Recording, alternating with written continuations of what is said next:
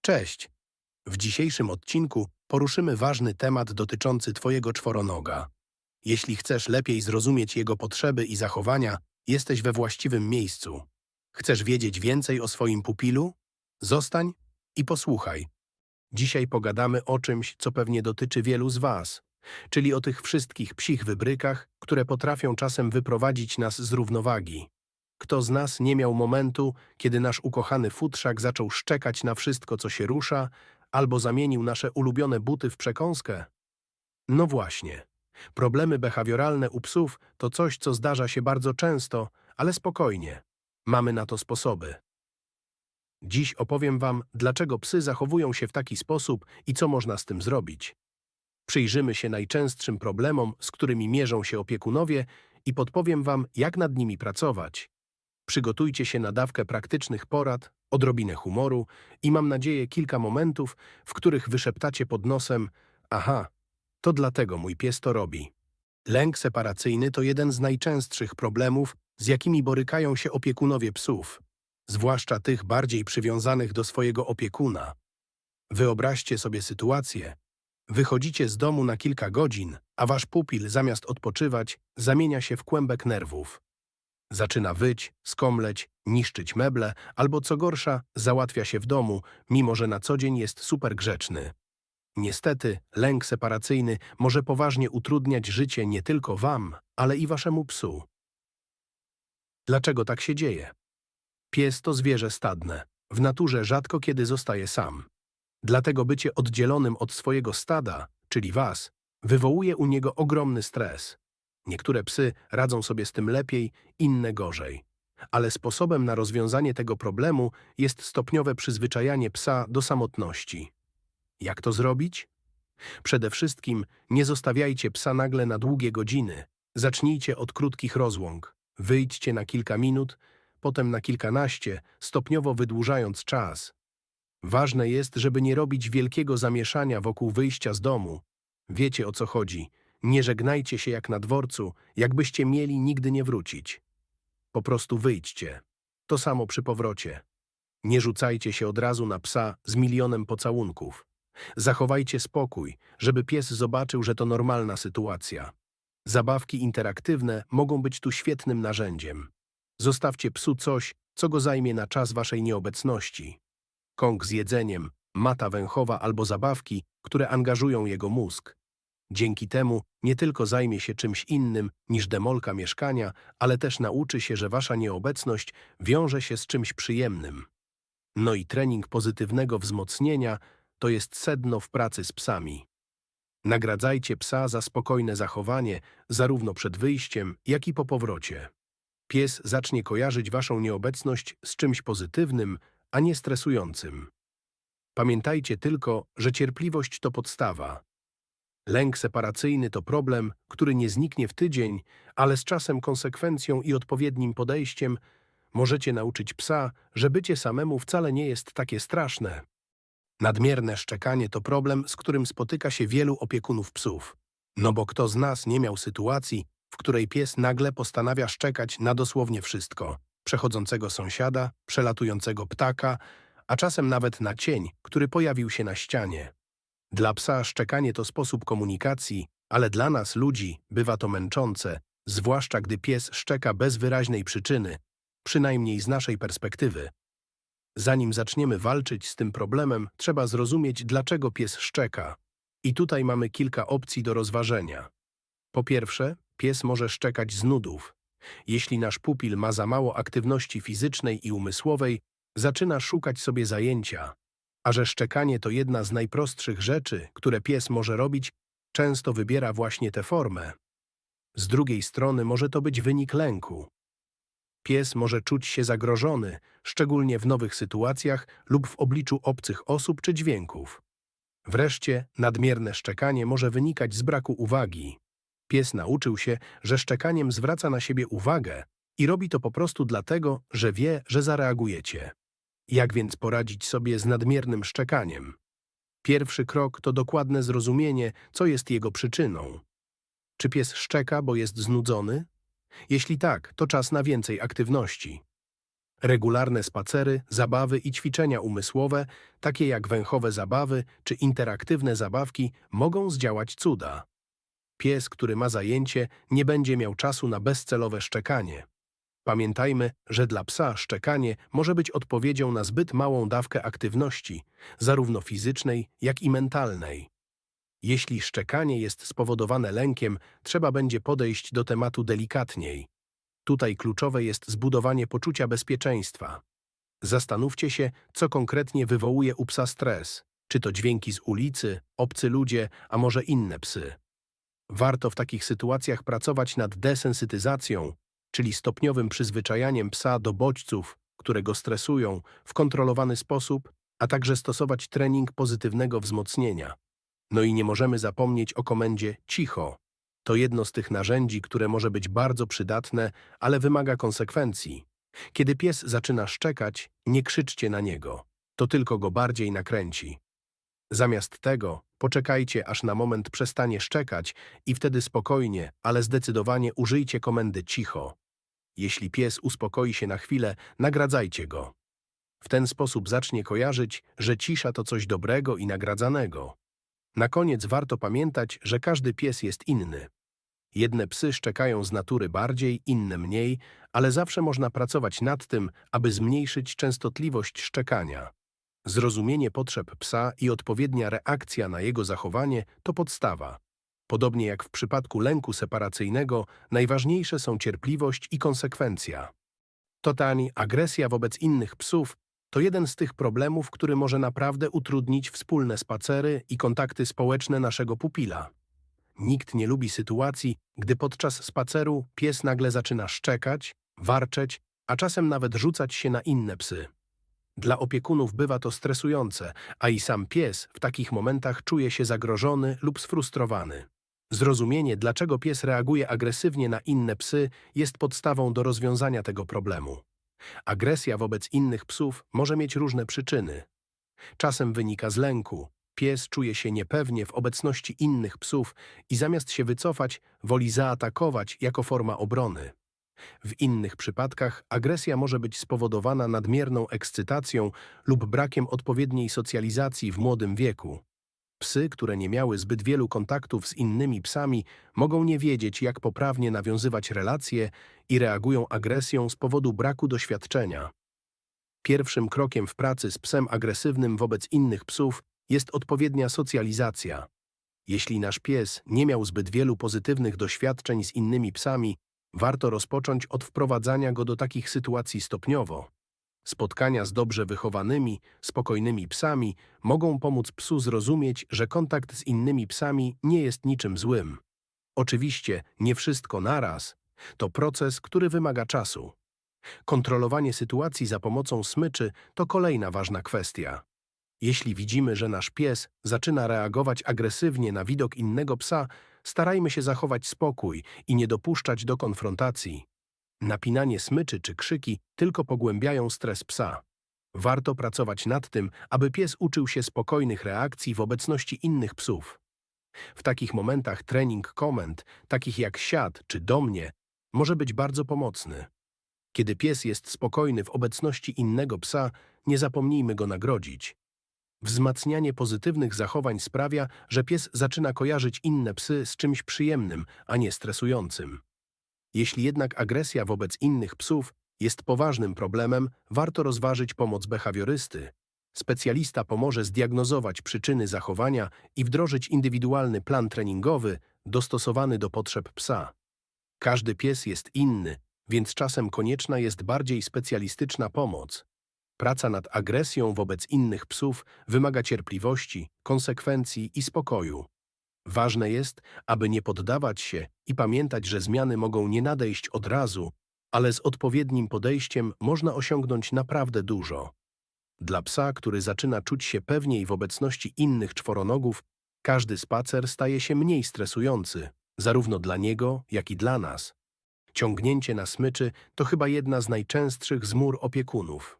Wyobraź sobie, wychodzisz na spokojny spacer, masz w głowie wizję relaksu i może nawet chwili na przemyślenia, a tymczasem twój pies postanawia, że to on dziś przejmuje dowodzenie i rusza do przodu z siłą lokomotywy. Zamiast relaksu masz przed sobą maraton w przyspieszonym tempie, a kontrolowanie takiego spaceru staje się wyzwaniem. Dlaczego psy ciągną? To proste. Mają 4 łapy, a więc więcej siły i możliwości ruchu.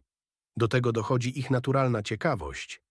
Pies podczas spaceru chce eksplorować, węszyć i często zapomina, że jego opiekun jest trochę wolniejszy. Problem zaczyna się, gdy to ciągnięcie staje się niekontrolowane i pies praktycznie zaciąga nas tam, gdzie ma ochotę. Rozwiązaniem tego problemu jest przede wszystkim trening chodzenia na luźnej smyczy. To nie jest coś, co uda się wypracować w jeden dzień, ale regularne ćwiczenia naprawdę potrafią zdziałać cuda. Zacznijmy od podstaw. Pies powinien nauczyć się, że smycz nie służy do ciągnięcia. Za każdym razem, gdy zaczyna ciągnąć, warto się zatrzymać. Tak, wiem, że może to być frustrujące, ale właśnie w tym momencie pies uczy się, że ciągnięcie nie przynosi pożądanych rezultatów.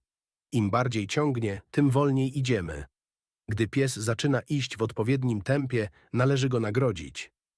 To może być smakołyk, pochwała czy chwilowa możliwość swobodnego węszenia. Chodzi o to, by pies zrozumiał, że spacery mogą być przyjemniejsze, jeśli idzie obok nas spokojnie. Pamiętaj, że konsekwencja to podstawa. Jeżeli raz pozwolisz psu na ciągnięcie, bo na przykład się spieszysz, to on natychmiast nauczy się, że to działa i zacznie to powtarzać. Warto też rozważyć uprząż typu no-pull. To specjalne szelki, które pomagają kontrolować ciągnięcie psa, nie robiąc mu krzywdy. Uprząż jest skonstruowana w taki sposób, że jeśli pies zaczyna ciągnąć, smycz automatycznie prowadzi go w bok, co wybija go z rytmu ciągnięcia. Jest to rozwiązanie pomocnicze, które w połączeniu z treningiem może znacznie ułatwić naukę chodzenia na luźnej smyczy.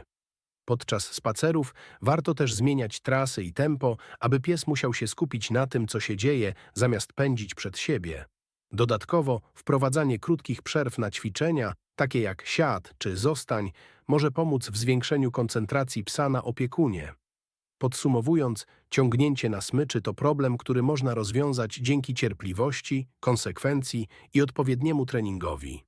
Pamiętaj, że to nie pies ma prowadzić spacer, tylko ty, a nauka chodzenia na luźnej smyczy to inwestycja w przyszłość waszych spokojniejszych i bardziej przyjemnych spacerów.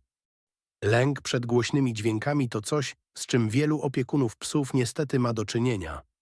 Wyobraź sobie, nadchodzi burza, z nieba zaczynają bić gromy, a twój pies natychmiast zamienia się w kłębek nerwów.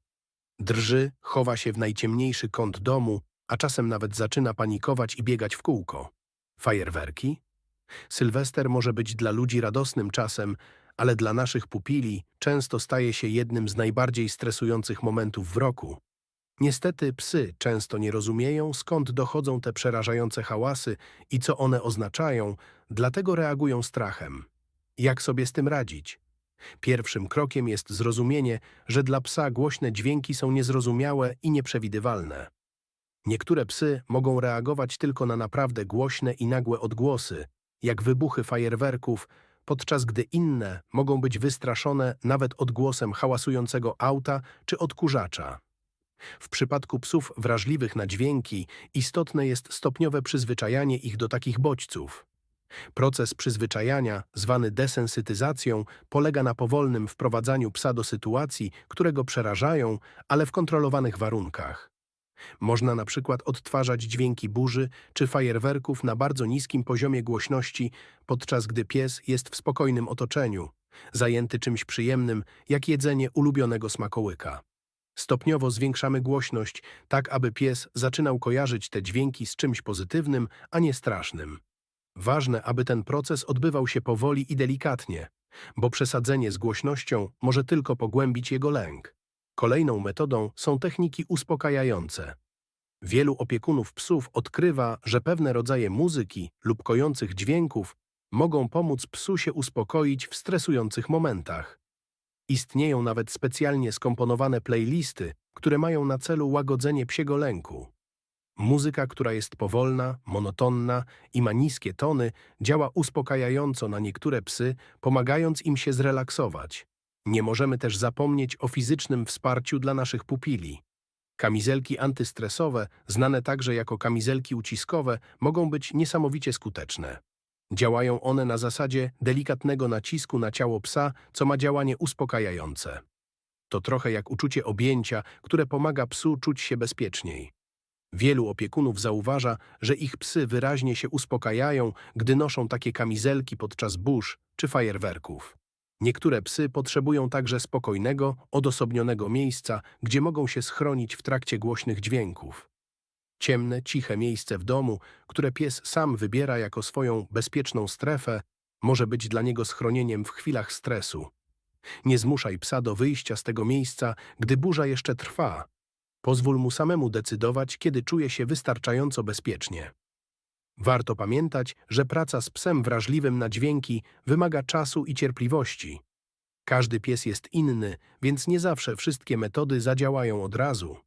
Bardzo ważne jest delikatne podejście i wsparcie psa, aby stopniowo nauczył się radzić sobie z tym, co go przeraża.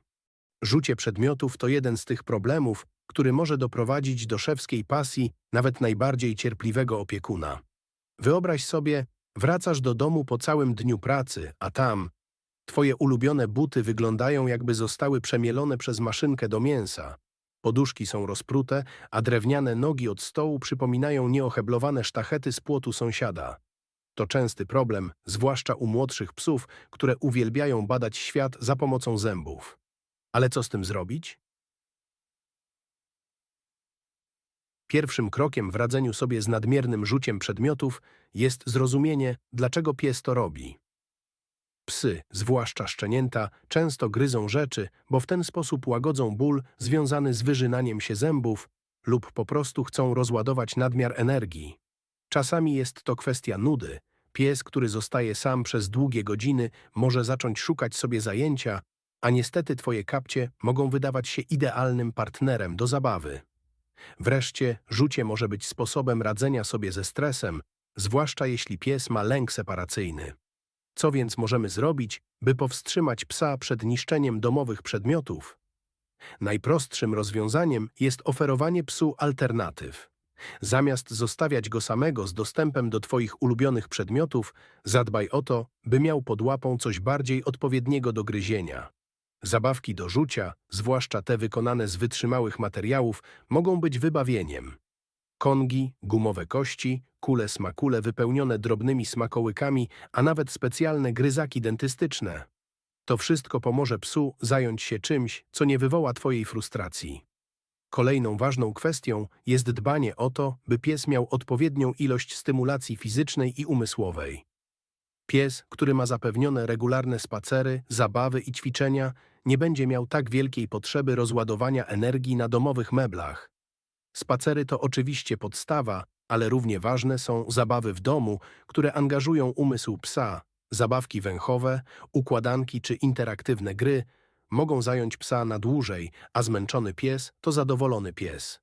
Jeśli pies niszczy przedmioty, zwłaszcza gdy zostaje sam, to może to być znak, że potrzebuje więcej uwagi i stymulacji. Kiedy już zapewnisz psu odpowiednie zabawki i aktywności, ważne jest też, by nauczyć go, co wolno, a czego nie wolno gryźć. Trening zostaw może być tutaj bardzo pomocny. Jeśli widzisz, że pies zaczyna gryźć coś, czego nie powinien, spokojnie przerwij jego działanie, używając komendy zostaw i natychmiast daj mu coś, co może rzuć. Kiedy pies zaczyna gryźć właściwą rzecz, pochwal go i nagródź. W ten sposób pies nauczy się, co jest dozwolone. Jeśli problem z rzuciem dotyczy głównie sytuacji, kiedy pies zostaje sam w domu, warto rozważyć ograniczenie jego dostępu do niektórych pomieszczeń, przynajmniej na początku. Można stworzyć bezpieczną przestrzeń, w której nie będzie miał dostępu do cennych przedmiotów, a zamiast tego znajdzie swoje zabawki. Podsumowując, rzucie przedmiotów to naturalne zachowanie psów, które można kontrolować, oferując im odpowiednie alternatywy i dbając o ich potrzeby ruchowe oraz umysłowe. Trochę cierpliwości, dużo zabawy i odrobina treningu.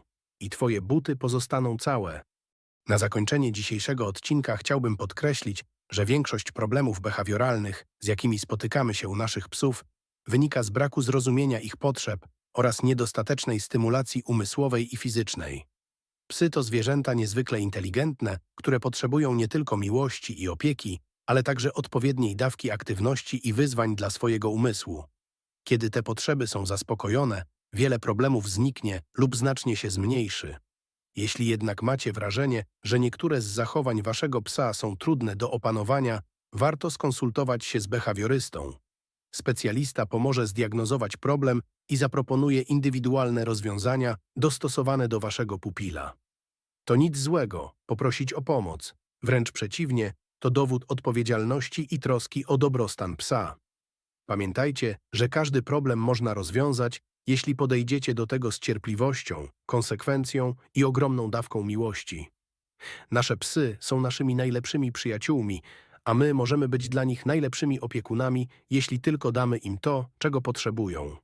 Dziękujemy za wysłuchanie dzisiejszego odcinka Kundel Podcastu. Mamy nadzieję, że zdobyte informacje pomogą wam lepiej dbać o waszych czworonożnych przyjaciół. Zapraszamy do słuchania kolejnych odcinków i dzielenia się nimi ze znajomymi.